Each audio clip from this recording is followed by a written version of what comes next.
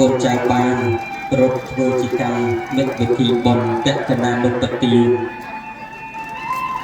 គោរពចំពោះនិងគុណចំពោះអ្នកម្ដាយដែលជាទីស្រឡាញ់របស់កូនទោះបីជាពេលនេះអ្នកម្ដាយដែលជាទីស្រឡាញ់មិនមានវត្តមាន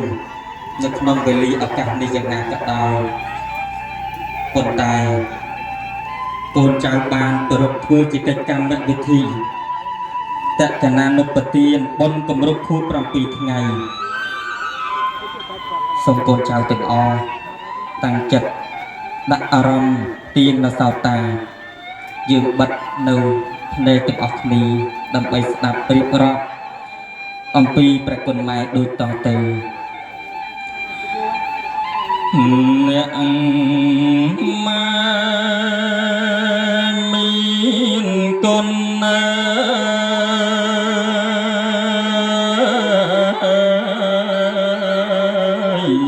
ធ្ងន់ពេកណា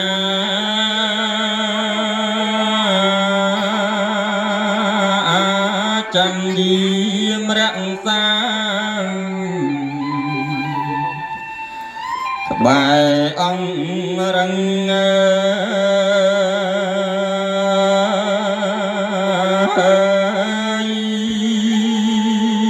យល់បំ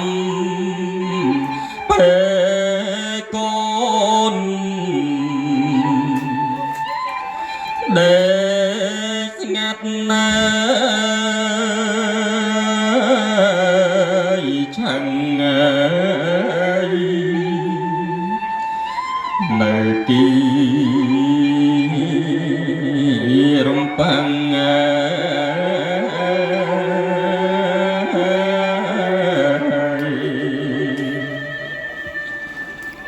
នឹងហាត់ថាកូនតូចដល់ធំយើម៉ែប្រឡោម